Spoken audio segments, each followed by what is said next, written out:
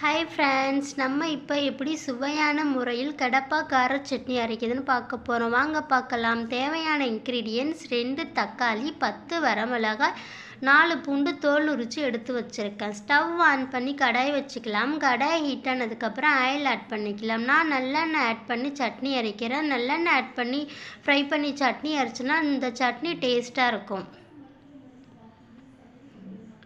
Oil heat ஆகிடுச்சு. அடுத்தது நம்ம பூண்டு ஆட் பண்ணிக்கலாம். 4 பூண்டு தோல் உரித்து எடுத்து வச்சுருக்கேன். பூண்டு ஆட் பண்ணிவிட்டு ஸ்டவ்வை சிம்மில் வச்சுக்கிங்க, இல்லைன்னா பூண்டு கருகிடுச்சுன்னா சட்னியோட டேஸ்ட் டிஃப்ரெண்ட்டாக இருக்கும்.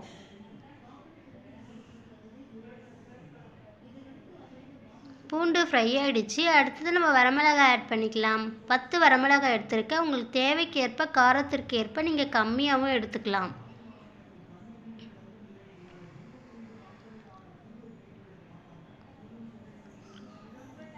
அடுத்தது தக்காளி ஆட் பண்ணிக்கலாம். இந்த சட்னிக்கு தக்காளி கொஞ்சம் கம்மியாக ஆட் பண்ணிக்கிங்க, இல்லைன்னா சட்னி புளிப்பாக இருக்கும்.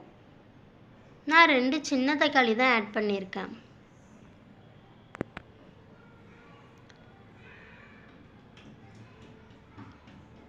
இப்போ ஃப்ரை ஆகிடுச்சு. நம்ம ஆஃப் பண்ணிவிட்டு ஆற வச்சுட்டு சட்னி அரைக்கலாம் வாங்க.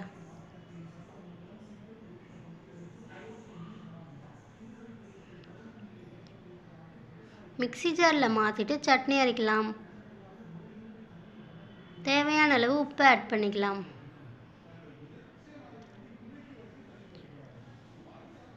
பாருங்கள், நம்ம சுவையான கடப்பா கார சட்னி ரெடி ஆயிடுச்சு. சட்னிக்கு தாளிப்பு பண்ணிக்கலாம். என்னுடைய வீடியோ உங்களுக்கு பிடிச்சிருந்தா சப்ஸ்கிரைப் பண்ணுங்கள். 1 ஸ்பூன் ஆயில் ஆட் பண்ணிக்கலாம். நான் நல்லெண்ணெய் ஆட் பண்ணிக்கிறேன்.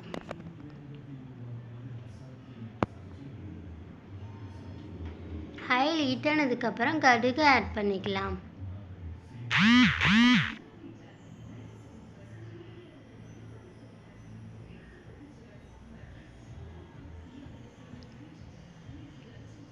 கடுகு பொரிஞ்சு வந்ததுக்கப்புறம் 1/2 ஸ்பூன் ஜீரகம் ஆட் பண்ணிக்கலாம்.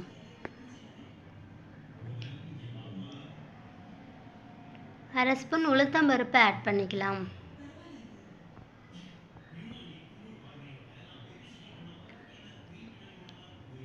கொஞ்சம் பெருங்காயம் ஆட் பண்ணிக்கலாம். என்னுடைய வீடியோ உங்களுக்கு பிடிச்சிருந்தா சப்ஸ்கிரைப் பண்ணுங்கள், லைக் பண்ணுங்கள், கமெண்ட் பண்ணுங்கள், ஷேர் பண்ணுங்கள். அப்போ தான் நான் போடுற யூஸ்ஃபுல்லான வீடியோ உங்களால் பார்க்க முடியும். நம்ம சூப்பரான சுவையான கடப்பா கார